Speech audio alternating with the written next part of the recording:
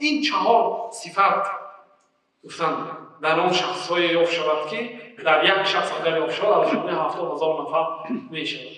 70,000 نفری که از امت پیغمبر به حساب و به کتاب به جنت می‌دارند برادران عزیز خیلی کم است، خیلی کم است.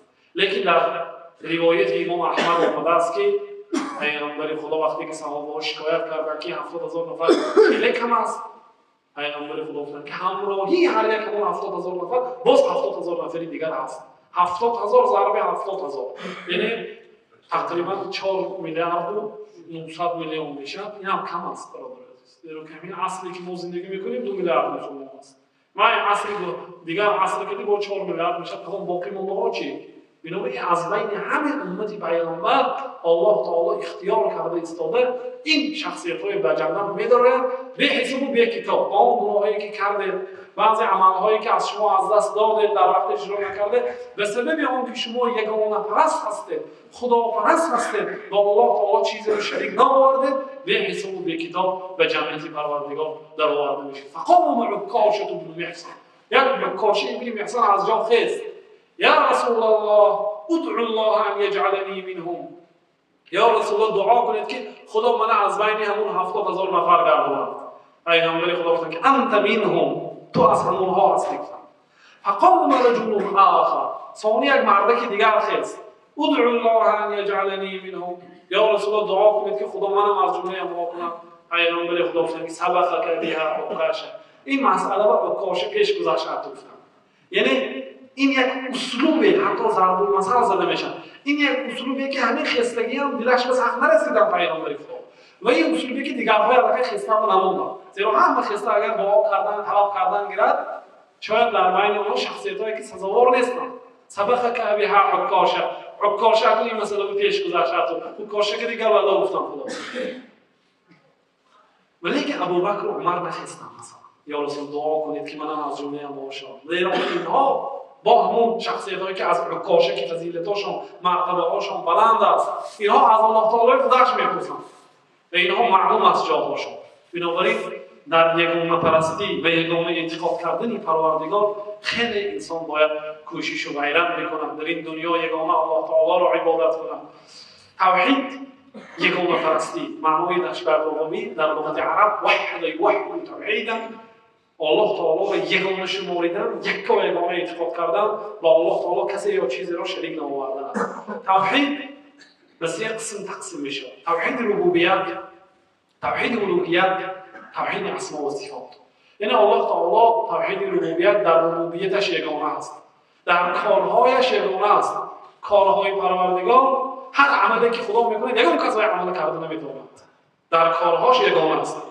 در نامهاش و صفاتهاش هم یگانه است. خدا یک نامهای دارد که و این نامها فقط با الله تعالی ارزنده و زیبنده است و وی موافق الله تعالی است و صفاتهای الله تعالی نیز در یگان مخلوق دیده نمیشه. در صفاتهاش هم در نامهاش هم الله تعالی یگانه است.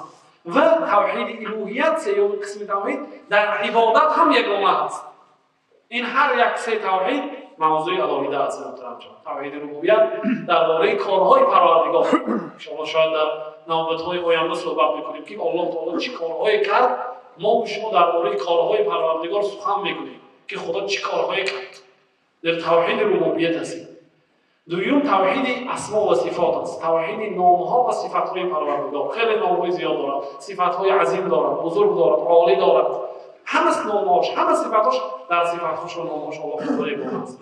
ثانی توحید الوهیت، یعنی الله تعالی را یگانه عبادت کردن. مادامی که خودش اینقدر مخلوقات آفریده باشد، مادامی که اینقدر نام‌های زیبایی که برای خودش سزاوار داشته باشد، صفات‌های دارد که دیگر کسان ندارند، صفات‌های عظیم و بزرگ، پس او هست سزاوار عبادت. پس او هست یگانه ذاتی که باید در نزد او سرخم کرده شود و عبادت کرده شود.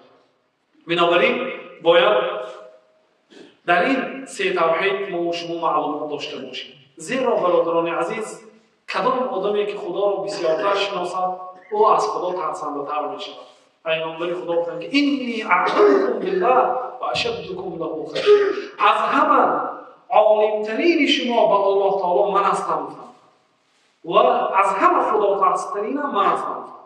این دلالت میکند که کسی که خدا را بسیارتر شناسد بسیارتر از خدا میترسد. کسی را که خدا را نشناسد از خدا نمیترسد. این اگر مثال عادی بگیریم، یک انسان شما نشناسید کی بودنش را، نه او را قدرتش را، مال و ملکش را، منصبش را ندانید، شاید شما احترامی به حق او نداشته باشید. اگر شناسید البته معامله شما با او دیگر میشود. این چنین الله تعالی ولله المثل الاعلى، الله تعالی ضرب المثل عالی دارد. اگر الله تعالی را شناسید ثانی عبادتی شما، خدا ترسی شما دیگر میشد. زیرا حضرت امام غزالی گفتند که ما عصی الله الا بجهل به او بشرعه. الله تعالی گناه کرده نشد در دنیا، یعنی هر یک گناهی که در عالم اجرا شد دو سبب دارد، الا بجهل به او بشرعه. سبب یکمش شاید همون شخصی که گناه کرد الله تعالی نمیشناسد، زیرا که شناسد این کارو نمیکرد، میترسید از الله تعالی، یا اینکه شریعت پروردگار رو نمیداند که همین کار حرام است، کاری کرده کش، یا این کاری که نکرد ضرور بود، فرض بود و نکرد. ما عصی الله الا بجهل به او بشرعه. خدا گناه کرده نشد مگر به سبب نشناختن خدا یا به سبب نشناختن شریعتش، ندانستن شریعت. اگر کسی شریعت پروردگار رو داند و الله تعالی را شناسد، از اون گناه کبیره صادر نمیشد. و ابن القیم رحمت الله علیه در جواب کافی گفتند که اطیب ما فی الدنیا معرفته سبحانه و محبته.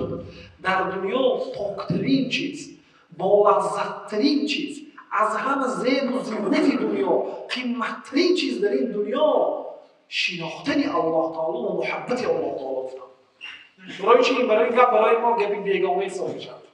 این گپ شاید برای ما گپی بیگانه و گپی غریب حساب میشد، برای آنکه ما حال لذت الله تعالی شناختن نمیدانیم، دیگر چیزهای لذتش هم آموختیم، نظر ما همون چیز انا همون چیز است.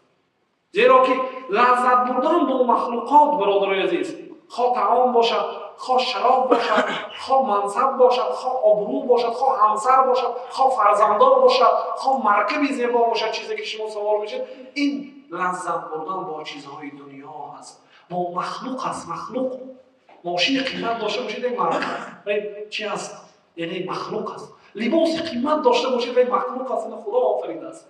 زن خوشرو داشته باشید این مخلوق است. ارزند زیبا داشته باشید این مخلوق است. طعامی با لذت خورید و این مخلوق است. لیکن لذت بردن با عبادت خدا، با یگانه پرستی پروردگار، این لذت بردن از پروردگار است، از خالق است. لذت شما از الله تعالی برسونید.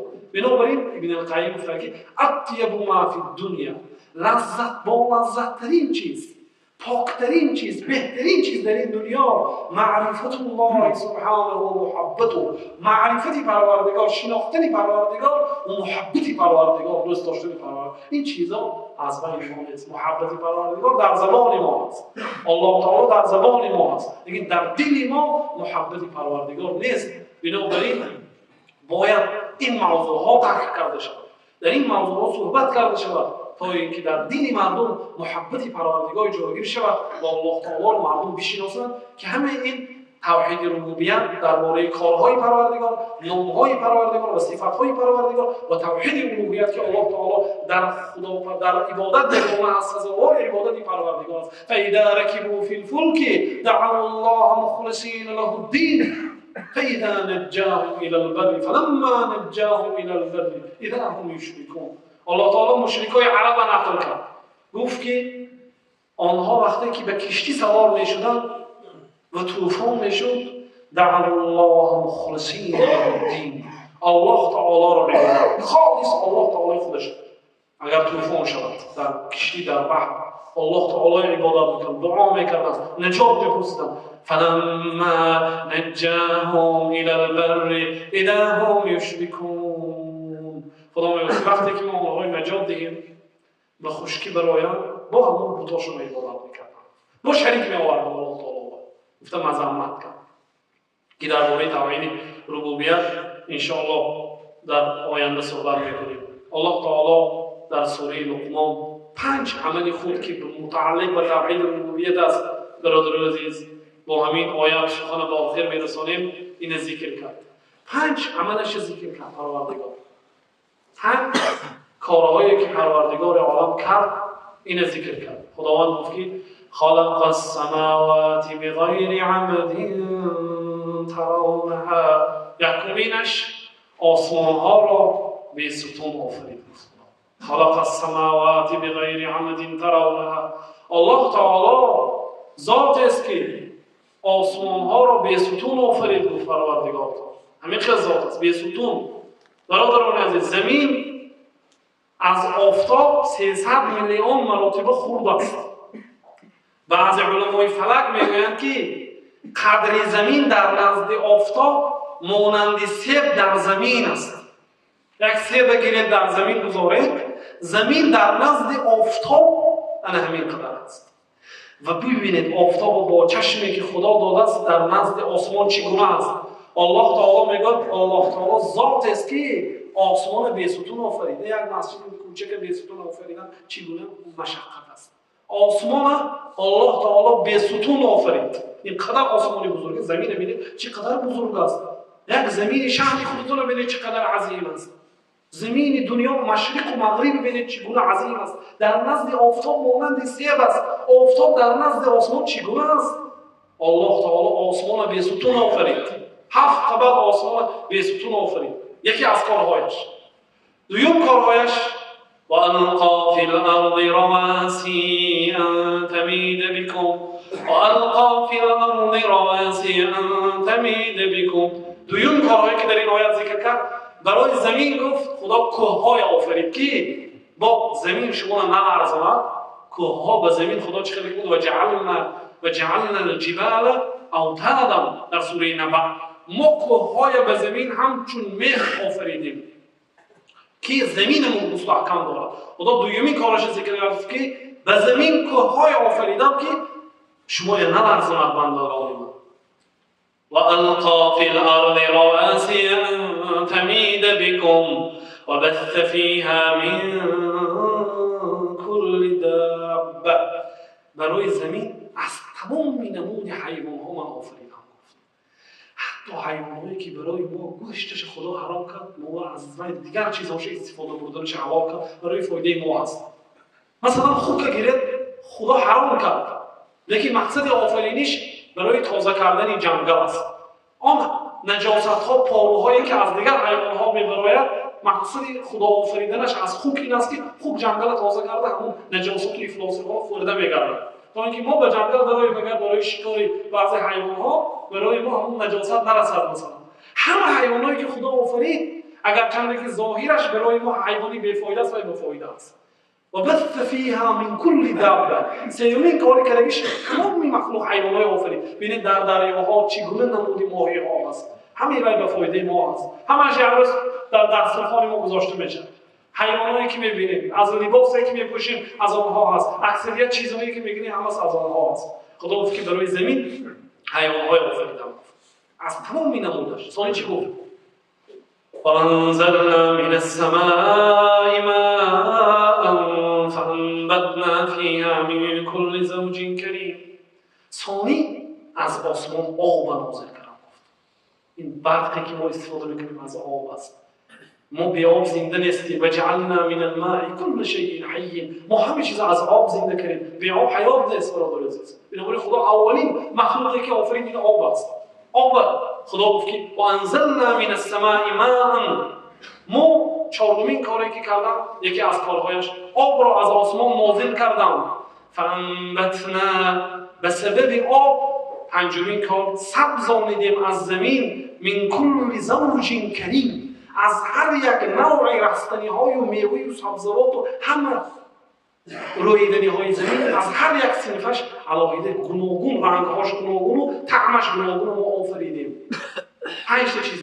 ثانی گفت که هذا خلق الله. این گفت یکی از کارهای پروردگار، بعضی کارهای پروردگار. هذا خلق الله، این کار خدا است، این آفریدنی پروردگار است. فارونی ماذا خلق الذین من دونه. کنی شما نشان ستان چی به من ای مشرکای مکه، آنهایی که 360 بود داشتن هیکل عبادت میکردن.